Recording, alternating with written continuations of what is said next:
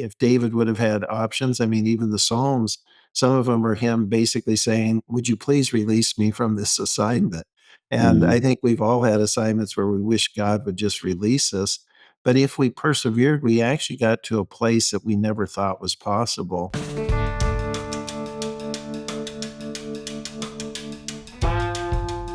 Hello, this is Russell Moore, and you're listening to The Russell Moore Show, brought to you by Christianity Today. Every week, we explore here conversations and questions from a Christian perspective to help you sort out how to live as a follower of Jesus in confusing times. And this week, we have a conversation to seek to do just that.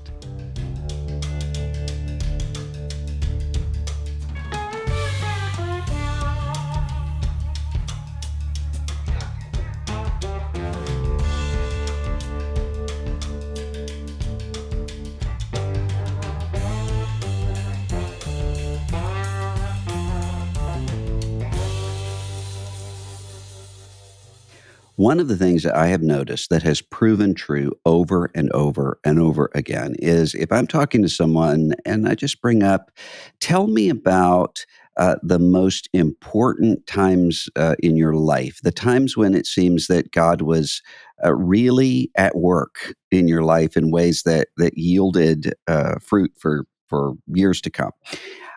I haven't found anybody yet who talks about a calm, peaceful, pleasant sort of time in their lives. They always talk about a situation that a lot of people put into words this way.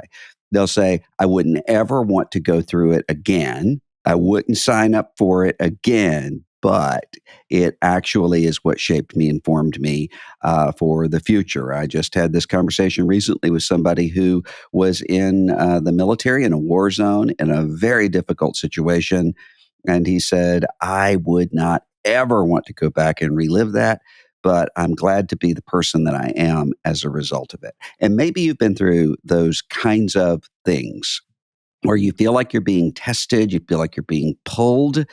We're going to have a word for that today called crucibles. And we're going to talk about what those crucibles are when you're making decisions about your life or about your institution you serve or your church or your workplace, whatever it is. What are those crucibles and how can you come through them in a way that actually does prepare you for the next thing rather than to tear you apart and to destroy you. And that's why I have with us today Gayle Beebe, who is the president of Westmont College. And he has written a book called The Crucibles That Shape Us, Navigating the Defining Challenges of Leadership. For those of you who are familiar with Westmont, I think most people listening to this are a very respected school, academically, spiritually, and in every other way, including in preparing leaders for all kinds of roles in the country and around the world. And so Dr. Beebe has been working for a long time on shaping and preparing people who are resilient to these sorts of challenges. So, Dr. Beebe, thanks so much for being with us today.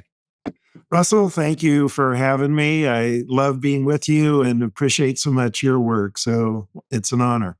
Before we talk about crucibles, I want to talk about one specific crucible, which is you, of course, are in California.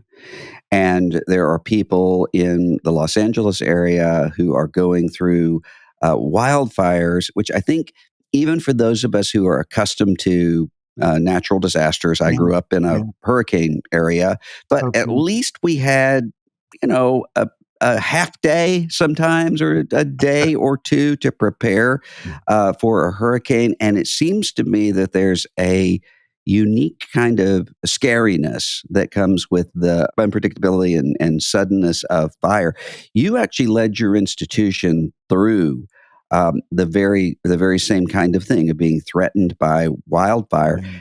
What is that like for people around the country who are trying to imagine folks in California who are dealing with this? Well, you're absolutely right. It happens almost instantaneously. The thing you do know is when you're in fire season, what the fire conditions are. They often low humidity. They also have what the locals call sundowner winds or Santa Ana winds. And it's where the ocean breeze reverses and it draws air off the high desert. So it's warm air and it's virtually devoid of any moisture, super low humidity. And those become the conditions. And if often these fires are started accidentally, sometimes even by power lines arcing, and it only takes very little trigger. And then with the high winds, it takes off. And back in November of 2008, the T fire brought the fire right onto campus within literally a matter of minutes. The president's home where we live. At the time, all three of our adult children were in the home, and my wife was at home, and they barely escaped, Mm, got out and got off of campus. The rest of us that were on campus had to flee to the gym. And what you do, this was a technique pioneered in Australia called shelter in place. And you create a structure you can go to that's concrete, in this case, our gym. You remove all vegetation around it so that the fire won't be able to be drawn to the building. And you ride out the fire rather than trying to flee. What so often happens, these fires literally engulf a whole area. And in previous fires in Santa Barbara, I'm sad to say, but people actually burned to death in their cars trying to flee and mm, getting stuck in the fire. So I grew up in Western Oregon, and I was used to a fire happens in a building or it happens in the mhm. forest a long ways away from civilization. It doesn't happen in your neighborhood, and it's hard to believe until you've actually lived through one how wild and chaotic these wildfires are, and they're just super treacherous. I've got a document that I look at every once in a while that is sort of major life events in my life and, with dates. And I like to go back as much as I know and just sort of look at these big events in my life. And I think I could probably categorize them in a number of different ways. I mean, some of those are kind of rite of passage moments, graduation, a wedding, birth of a child, those kinds of things. Yeah. And then various other categories you talk about in this book about crucibles shaping us. What is a crucible? How does somebody know if he or she's looking back over that life history of their own, what the crucibles were? Well, I would define a crucible as an experience that actually brings you fully alive, makes you aware of the presence of God, and becomes an enduring memory. And Hmm. the what's been so interesting to me is my memory works off of emotional tagging. And the I remember things in vivid detail if I had deep emotional responses to them. And so Mm, as I was working through each of the seven chapters identifying crucibles, these were really reminiscent of experiences I've had strong emotional awareness, emotional reactivity to, and not always in positive ways. But part of the learning was how do you actually go through crucible experiences so that the next time that they happen, or ways that are similar, you actually can be better prepared both emotionally and spiritually as well as physically to respond to them. And so as I was people had encouraged me to think about some of the things that had gone on at the college. I'm in my 18th year as president here, my 25th year overall as a president. And so you end up having these experiences. And so I actually began to talk about them. And the more I talked about them, the more I realized it actually helped people consolidate some of their own understanding about experiences from their life that had really been pivotal moments where they had encountered God. And sometimes they didn't even know the right language or a meaningful language to speak about these experiences. And that actually gave me confidence to go ahead and write the book. What about people who often I've known people who have gone through these really deep and powerful and sometimes very, very painful moments, but they kind of emotionally shut down through those things and sort of numb themselves through it. Would those count as crucibles if they look back and say, "I think my emotions were gone at that point"? Well, I certainly would count them as crucibles, and it's both the event itself, but then it's how you remember the event and engage the event as you go on in life. And I think some of the my wife is a grief recovery counselor, and she often talks about part of coming to terms or coming to peace with the things that have impacted you the most is learning language that actually can help you find meaning in the experience. And I have found that people who go through tragedies, whether they be at the hands of nature or the hands of other humans, or even just from terminal life threatening disease, learning how to think about them and to talk about them is just one of the disciplines that actually helps us find meaning, helps us find a deeper reality in God. And the way in so many cases, I have been with people who have suffered, and the suffering has not turned them away from God. They actually have reached towards God because they really had no other emotional or spiritual resource to rely on, and they wanted to find a way to make sense of it so that their life seemed to make sense, and that they don't want to feel overrun with a meaningless, chaotic experience. They want to find meaning in the experience. In the book, I talk about these experiences of tragic loss, the loss of dear people who mattered greatly to me through natural disasters and terminal illness. Well, in 1982, that happened to my favorite pastor. It was devastating to me. And I just remember what helped me and what didn't. 7 Mm. years later, my dad died quite suddenly of a heart attack, and he was my favorite person, absolutely loved and adored him. I was an adult. I had gone through this experience 7 years earlier, and even though I had a super strong emotional reaction to the loss of my father, it had no negative impact on my faith journey. In fact, it deepened my love and knowledge of God, because I had thought deeply during seminary with my thesis advisor, Diogenes Allen. He had written on the problem of evil and suffering and how we find the loving God in the midst of evil and suffering. And that I just found that so pivotal in helping me get over the loss of my pastor and then prepare for the unexpected loss of my father. And I think that if we can take these crucible moments, they are moments in which we have strong emotional reactions to them. If we can work through them in a way that affirms the presence of God and deepens our knowledge of God, it prepares us for future powerful emotional experiences. And it allows us not only to respond differently and better to them in our own future, it helps us be emotionally and spiritually present to other people who are suffering similar setbacks. When my father died 4.5 years ago, one of the things that I noticed is because I had so much to do, I had to Mm, write the obituary, I had to do the eulogy, I had to help mm, my family members through it. I remember thinking at the end of it, okay, I'm grieving, but this is okay. I can. It's not been as bad as I thought it would be, and then it all hit later.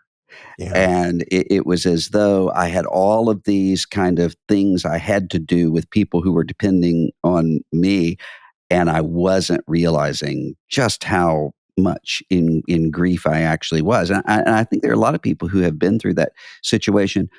What should I have done in the midst of all of those things to do to sort of grieve along with it at the time? Well, gosh, that's a beautiful question. The thing that I have noticed is I don't know if your father died instantly or if he died Yes. over time, died Yeah. quite suddenly. Yes. Those are the hardest ones for me. My mother died from ovarian cancer, and so this idea that God has created us for eternity. And that inevitably we're all going to die. By the time that she died, she had been suffering for 2 years, and in the strangest sort of way, death came as a blessing. It Mm. released her from the suffering. And it was easier for me to engage all of the emotions and the preparation of her memorial service and then the closing down of our house, the family home we'd grown up in, and all of that, because by the time she died, we had been working, walking alongside her for 2 years. My dad, like your dad, died instantly. And we each of I have 2 older brothers and a younger sister. Each of us responded slightly differently. Mhm. And it was interesting to just watch even how we as siblings, reacted, to my father's sudden passing. And I think, again, what I have just learned, in the process is pay attention to your own inner conversation. How what do you need? Because there are times when it's essential that you shut down your emotion to get through your responsibilities, but then you reopen. And I have two friends that have always they will do a touch base phone call that takes 30 seconds, Mm. and, like, if I see, sometimes you'll have somebody call you and you see their number and you go, "Oh, this is gonna take an hour. Do I Yeah. have time?" Yeah. But these are guys, I literally see their name come up on my iPhone and I go, "Oh my goodness, they're just checking in." Well, both Mhm. of them just they would call me, "How you doing? Where are you in this?" And literally, it could be a minute telephone call, and it would kind of pop me back. And Huh. I just found the attentiveness of these 2 friends. Thank God they weren't Job's friends that Yeah. wanted to teach me theological lessons. They were true friends who just they were concerned for me. "How can we help? How can we pray for you?" And it taught me how to be a friend for people who are suffering. And I think of that passage from Romans where Paul writes, "Weep with those who weep, rejoice with those who rejoice."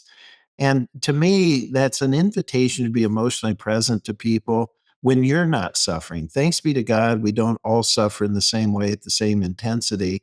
And so, as brothers and sisters in Christ, we can come alongside people who are suffering more than we are when we're not suffering.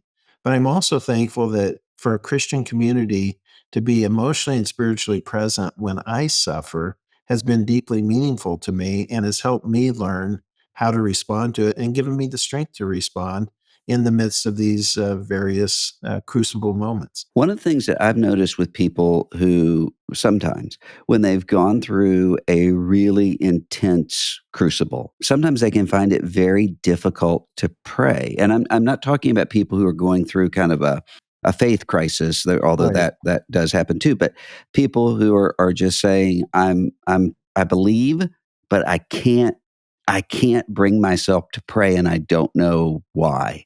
Have Mhm. you ever encountered someone in that situation? And if so, what advice would you give them as to how to pray anyway? Well, again, I think that's a beautiful question because it goes to the heart of the struggle with grief and healing, the healing from your grief. The Oddly enough, I told you that my dad's death impacted me emotionally, but not as much spiritually. I did find during the time that I was sad over his death, I found praying hard.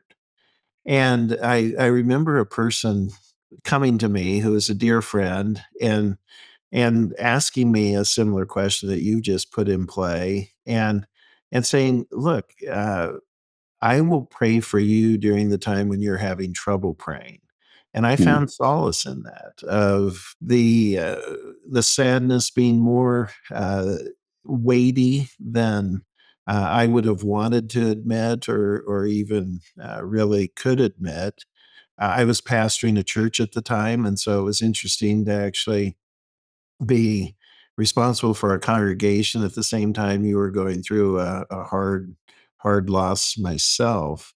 But what I found helpful was this dear friend coming alongside me and almost praying for my spirit in a way I could not pray at that time. Hmm. And I don't know that it's a sufficient answer for everyone, but it was sufficient for me, and it was sustaining for me, during that time, and honestly, part of my healing was when I remember when I felt open to pray again, and more I mean, I prayed every day, but where you know that you're praying in the right spirit and you can sense the spirit of God really guiding you again. I remember when that returned, and Hmm. I could tell that my spiritual and emotional life were healing, and I was beginning to move forward and engage again. And it took almost a year, but that was just a very real, palpable experience during that year. So that person who is having trouble praying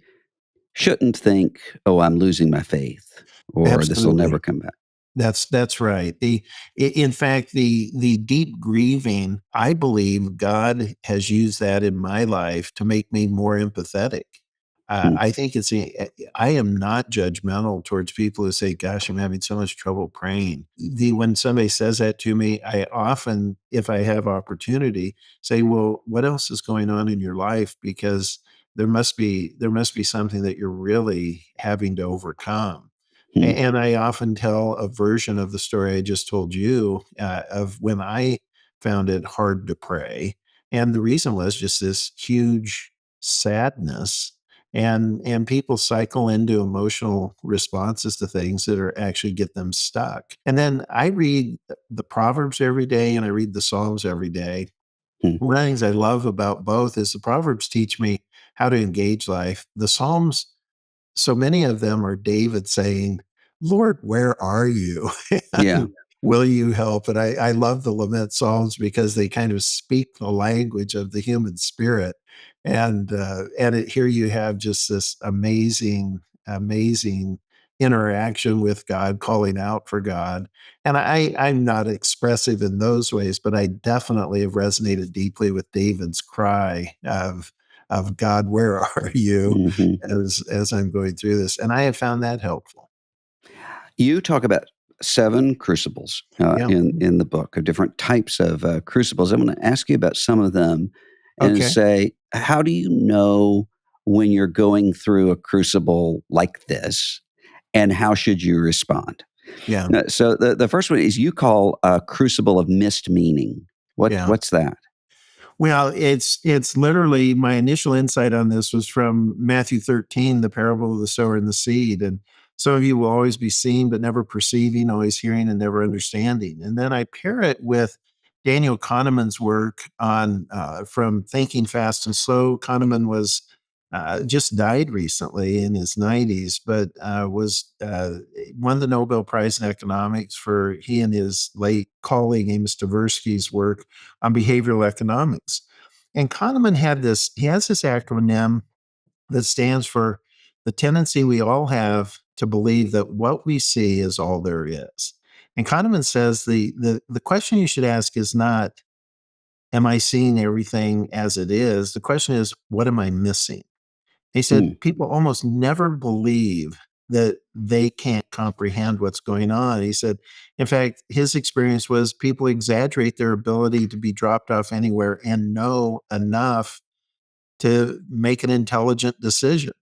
And Hmm. so I love that idea of instead of saying, "Oh, I see this and I totally understand it and my response is going to be appropriate," if you can stop and say, "What's going on here that I can't yet see?" That's a huge leg up on actually gaining enough awareness to understand. And I just found that idea so compelling and just so complementary to Christ's teaching in the parable of the sower and the seed of how do you go through a process of discerning the deeper realities at play and then making an appropriate response to them. Would you agree with this? It is helpful even if you don't answer that question of what you're missing, if you don't know. The very idea that you are introducing to yourself, "I can't see the whole picture here, and I'm in this state of bewilderment." Isn't that itself, an improvement over a situation of simply thinking that you see everything that's Oh, there? absolutely, Russell. I totally agree with that. Because what Kahneman is getting us to say is, will you please just operate with humility?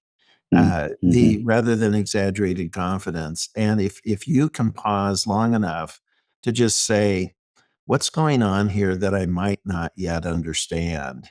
It's going to give you a tentativeness that isn't weak or undermining. It actually strengthens your capacity to know. And then Kahneman goes on. We actually hosted him on campus two different times. Uh, Over the last probably 12 years. But he basically says, if you would stop when you see somebody do something that you didn't predict, and you ask, what conclusions have they reached that would have caused them to act this way? He Hmm. said, even doing that, you have set up just that, you have slowed down your fast thinking. The fast thinking is intuitive thinking. He said, all of us prefer intuitive thinking. Slow thinking is deliberative thinking, where you actually have to think, pause, concentrate.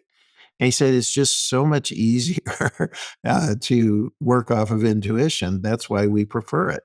Yeah. But he said if you always work off of intuition, you miss the meaning of the circumstances you're addressing. You talk about the crucible of enduring challenge, and that's a Yeah. difficult one for me because when you're talking about perseverance and about not giving up and Yeah. outlasting the obstacle in front of you, one of the things that I've noticed is that you might have somebody who what they need to do is to keep pressing and kind of go Mm. through the what Seth Godin calls the dip onto the other side. And there might be somebody else where what they really need to do is to stop doing what it is that they're doing because it isn't who they've been created to be and Yeah. simply staying in that situation is going to lead to increased frustration and misery, and there are a lot of people who don't know which of those groups they're in. So how do you know when you need to just keep going or when you need to say, wait, I actually need to stop this situation and start something else? That is, again, just a super good question, and I don't have a complete answer, but the way in which I approach that is I believe the Holy Spirit leads us in a variety of ways, included through spirit-led trusted friends. And Hmm. so I often have and I also believe God, if you're in a leadership responsibility, and this is pertaining to a leadership moment, I think God does empower you and he also releases you. And so the in my life, these spirit-led trusted friends, when I am not sure, should I keep persevering or is it time to go a different direction? I have really trusted these spirit-led trusted friends who have an active prayer life, whose confidence I have that they're maturing in their faith. I'm always struck when I talk to this group, and I don't talk to them as a group, I talk to them as individuals, but they always make a response that surprises me. There's some of it's predictable, but some of it is like, I hadn't thought of it that way. And they'll see things that I hadn't noticed.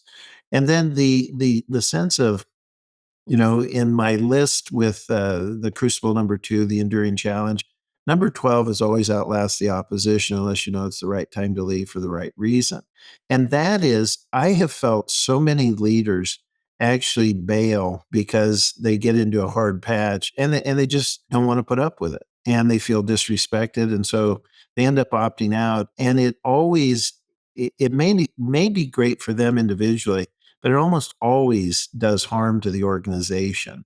And I think that's where I think a leader has to pray through, God, if you want me to stay, give me a vision of what you want done and give me the strength and energy to fulfill it.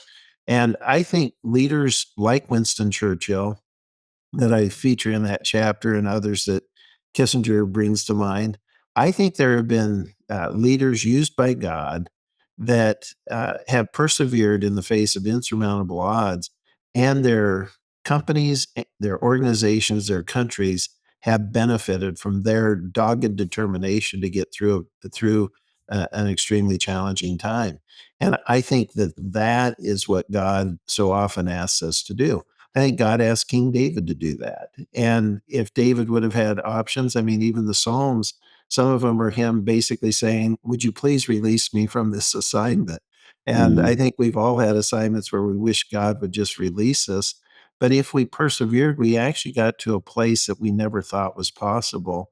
And that's been my overwhelming experience that if you get through things, you actually come to a new day where we think about green pastures, gentle streams. I mean, I think some of the pictures from Scripture of just being at peace with ourselves, with God, with our all of life around us. I think those are the moments of reward that God brings us for persevering. And then if you can pay attention to when you get through a tough patch, and it may be where you have to decide, should I gear up for the next iteration of the growth and development of this organization, or is it time for me to release this to different leadership and pursue new leadership? I think those are moments that come, but they always come when you have gotten through a tough time, not in the midst of a tough time. Two of the crucibles that you talk about, I'd like to talk about Yeah. together because Okay. I find that one of them, it tends to be harder in a different way. You talk about the crucible of human suffering, where Yeah. there's this sense of powerlessness in the face of some disaster or circumstance or something else. And the question inevitably comes up, where was God in this? Yeah. Why is God doing? And I've found a lot of people who have answers to those kinds of questions theologically and philosophically beforehand who don't have them when they're in the middle of it Yeah. themselves. But then you talk about the crucible of human treachery, where it's not a circumstance or a situation. Right. It's someone who is trusted and who has betrayed you in some way. And for a lot of people, that treachery one is even harder than kind of impersonal suffering. How do you how does a person learn how to trust again Mhm. when they will say, as one person said to me just this week, I feel like I was a dupe. I was trusting someone who seemed to be trustworthy and wasn't, and now I'm kind of always on alert as Yeah. to whether I can trust again. Well, the it's so interesting. I have received more questions and feedback on those two chapters than Mm, any of the rest of the book. And even when I was working with the publisher really zeroed in on those two chapters. And I think in part you framed it beautifully that those are kind of both chapters deal with universal experiences, one suffering, the other treachery. And so the way in which I think when once you begin to realize that there are people that if you allow yourself to be duped, they will dupe you. hmm But you also have people who sometimes accidentally mislead you.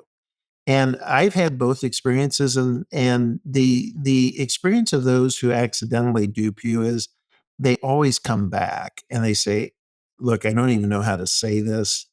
Here's what I intended to do. I can tell that you misunderstood me, and hmm I'm sorry." And that's actually a coming together. The charlatans and saboteurs from Rabbi Dr. Friedman's Failure of Nerve, the reason I brought that in is I think some people actually have kind of an inferiority complex. And so they actually kind of make up a persona that they hope you won't see through. And then hmm there are others who are deliberately out to deceive and to do harm. And I first became aware of this. I was trying to understand a situation, and I came across the term that's now kind of in common use called Schadenfreude. And it was that part of envy that's not just that you resent the gifts God has given somebody else, but you literally set out to destroy the gifts somebody else is expressing, gifts that God has given them. And I recognize that Schadenfreude, I now group with treachery because there is a motive base to it, and I tie it to Judas. And so the reason in chapter 3 on human treachery, the reason I raised the issue of why did Jesus restore Peter but not raise Judas from the dead? And there's a side of that that is just interesting to ponder of Jesus retained his miraculous power. And for whatever reason, what do we learn about the nature of evil by the fact that Christ didn't raise Judas from the dead? Now, there's no reason to spend a lot of time on that, but I puzzle over that when I watch people and communities go through these experiences of deep and profound treachery, Yeah. betrayal, and the evil that's unleashed on a community when you have a person that operates that way. And so it's really recognizing, and then again, this is going back to chapter 1.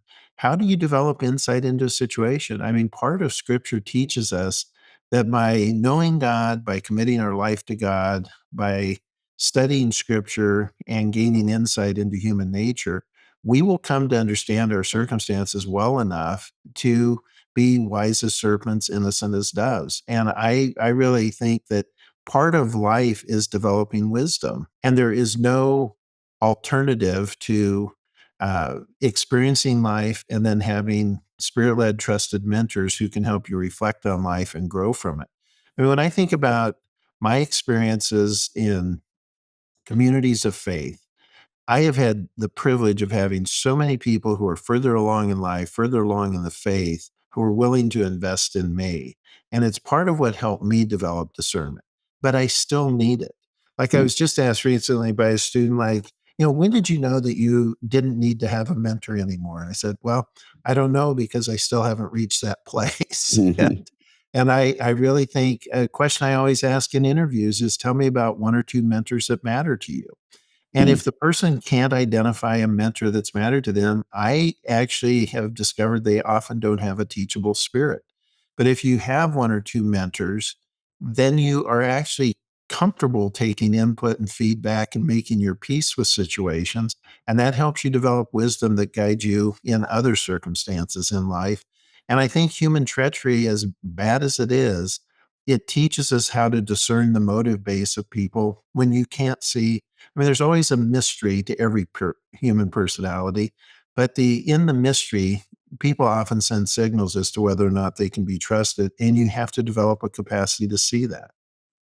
With the suffering aspect, I can think about people. I think of a friend right now who had gone through horrible, horrible situations with extreme mental illness with a couple of her children, and Yeah. they survived through that, and then they had a financial crisis that happened, and then in the middle of that, she came down with shingles and was in with, Oh and she man. said something along the lines of, I feel like I'm literally stricken with boils. Yeah. I feel like Job.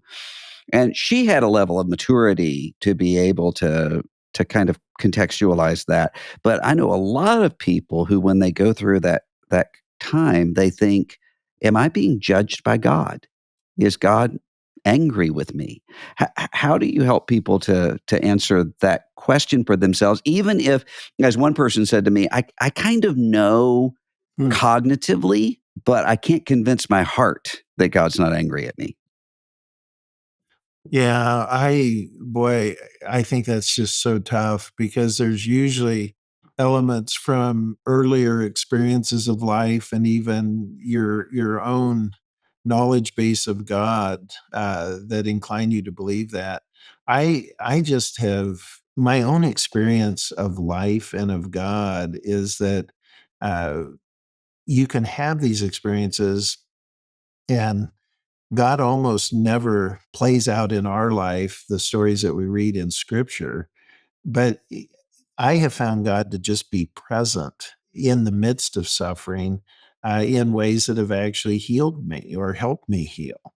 And so my disposition is, I mean, there are so many members of my extended family who have had some form of a difficult illness, difficult condition, including just immediate relatives even now. And it's impressive to me, the ones that are really active in their faith have found through the suffering a capacity to actually empathize with other people who are suffering similarly and haven't been destroyed by it. Mhm.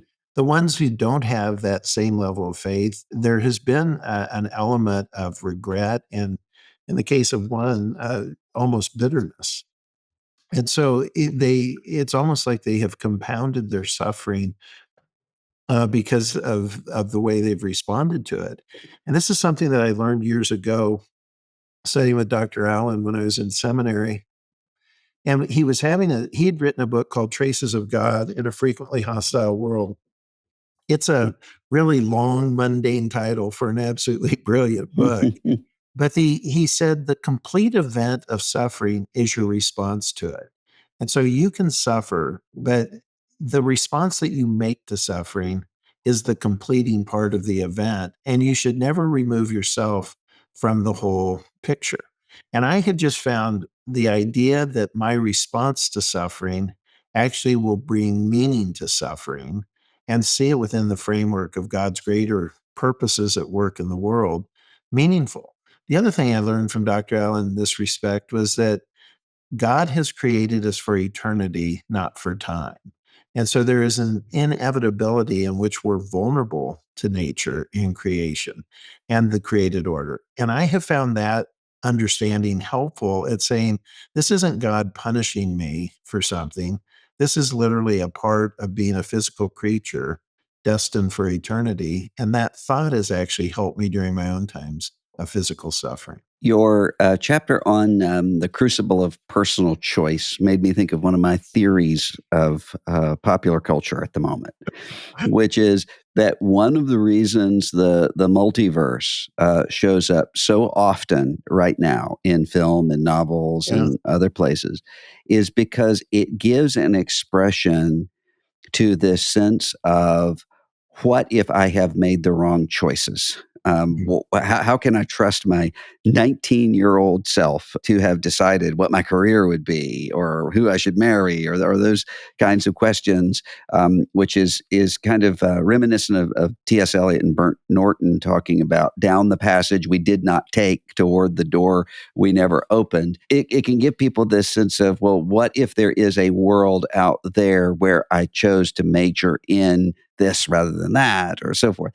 When you're talking to a student at Westmont who is trying to think through, okay, I've got to make choices right now that are going to affect everything. I mean, it could be that the choice of say a certain vocation and the training for that certain vocation not only is going to lead to a completely different life, but will change who that person's friends are going to end up being, spouse is going to be end up being, which will change who human beings might be who come Right. into existence or Right. not. Right.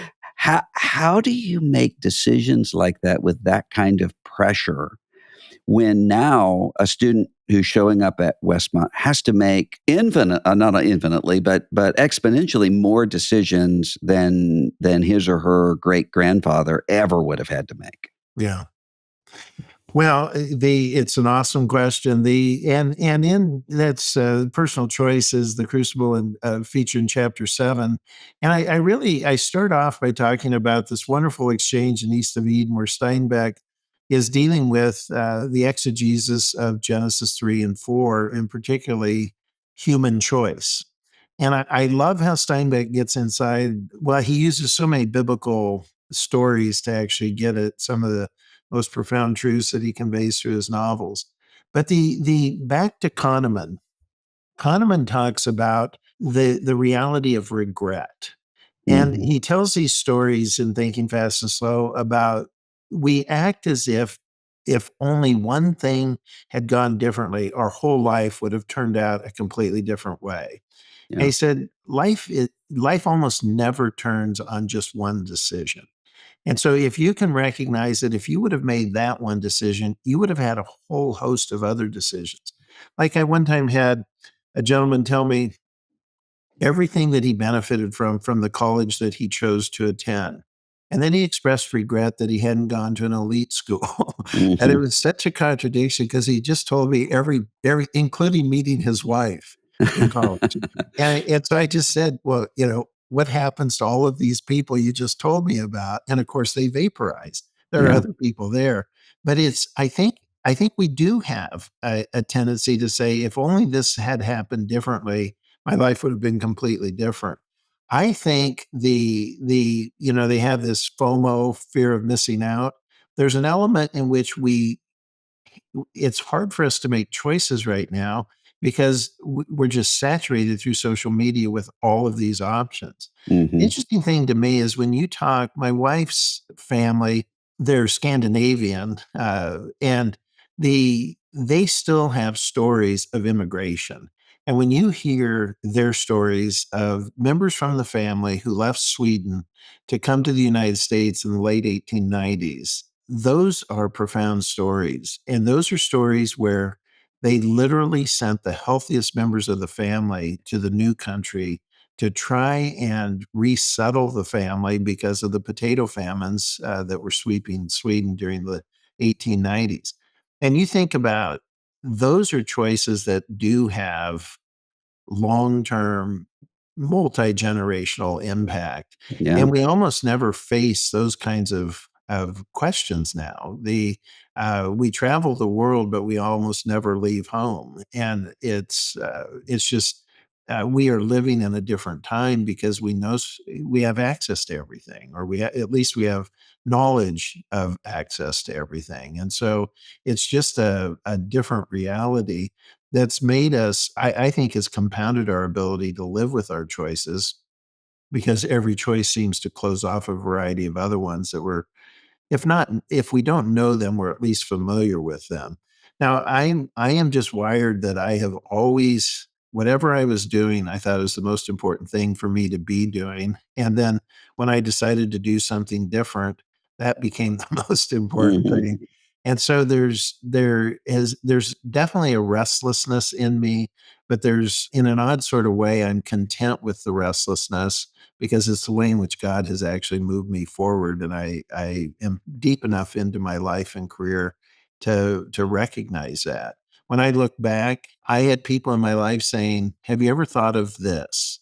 And almost every time somebody said that, I would try it and I would discover, gosh, I never would have chosen this for myself, but this has just been a fantastic undertaking. I've grown and developed so much as a result of it. And so again, I just think having people in your life that actually speak into your life and that you develop a confidence that you have people around you who care for you, love you, and want the best for you. It is just reassuring as you make decisions in life to know that you have a group of people who actually have your inherent best interest at heart.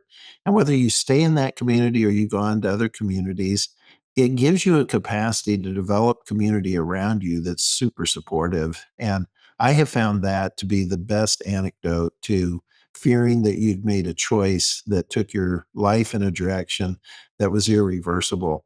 I just, my experience is just so much the opposite, where people have been involved with me. They've helped me understand my gifting. They've given me opportunity. And in that, I have found the purposes of God, and in that, I have just been able to live with a great deal of contentment with the choices I've made. One of the great crucibles everybody goes through is that time of sort of going out on one's own, Yeah. leaving the home, whether it's to go to college or to train for a trade or to figure out what's next in life. You have a unique vantage point as the president of one of the most important and significant Christian schools in the world, colleges in the world. What's one thing that you see with the next generation of Christians coming down the pike in front of us? What's one unique challenge that they will have that perhaps other generations didn't have quite the same way? And what's one unique resource and gifting that you see them having that maybe previous generations didn't have the same way? Well, I don't know if it just seems like there is an element of impatience with the time factor. And Mm, I think my generation and younger or older generations above me, they had a stronger sense of certain things just take time. And I find that that is a significant challenge to the current generation. The current generation that's in college is just the time factor. mm. The thing that I would encourage them in is, again, the recognize, like I have lunch frequently with different students just to kind of see how they're doing and find out what their dreams and ambitions are.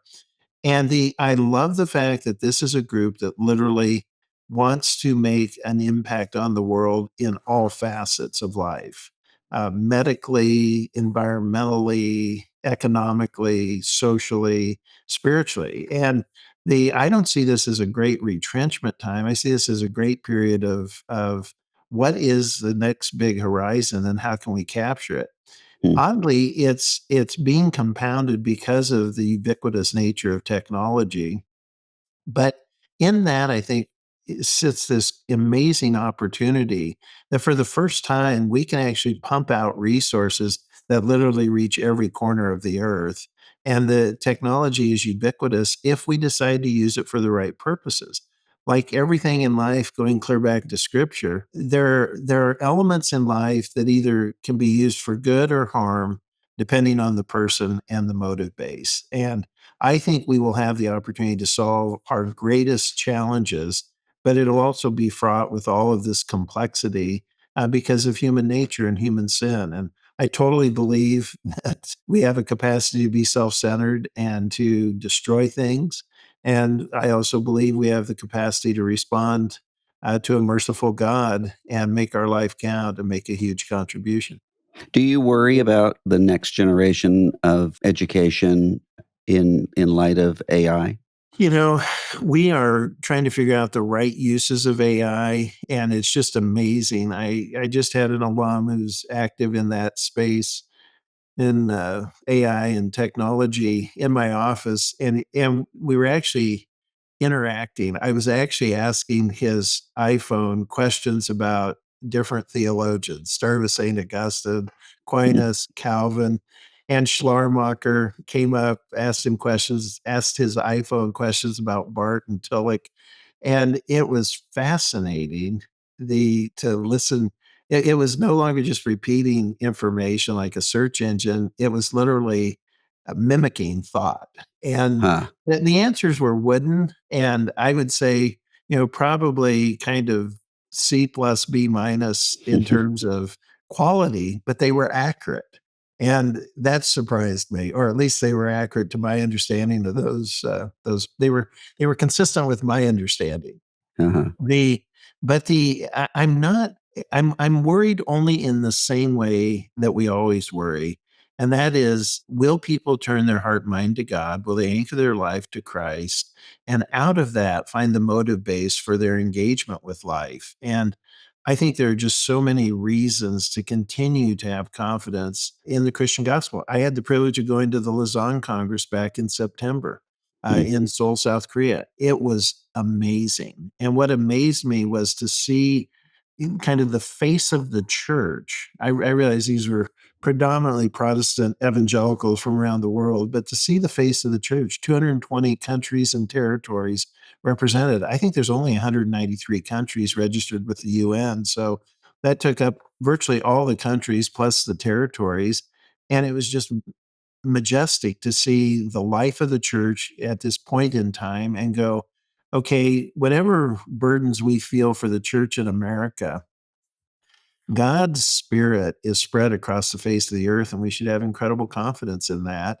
And also get to work building our own communities and being sure that we're building communities that can be faithful in ways that will create an intergenerational capacity for the church. And in that, I have great hope.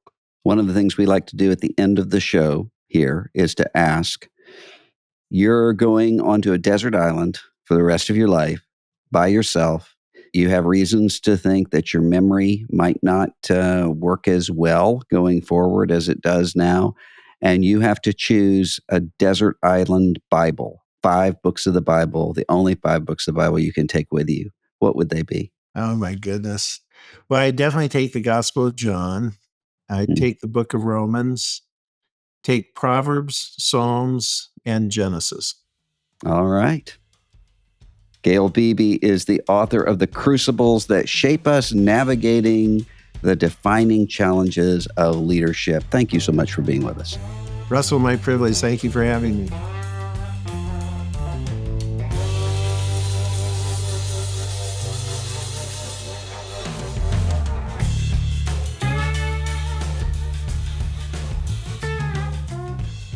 The Russell Moore Show is a production of Christianity Today. It's produced by Will Dawson. The associate producer is Mackenzie Hill. This episode was mixed by Kevin Morris with video production by Abby Egan. Theme music by Lennon Hutton. Eric Petrick and Mike Cosper are the executive producers of CT Media Podcasts, and Matt Stevens is our senior producer. If you enjoyed this episode, please leave us a rating and review to help more people find the show. Thanks for listening.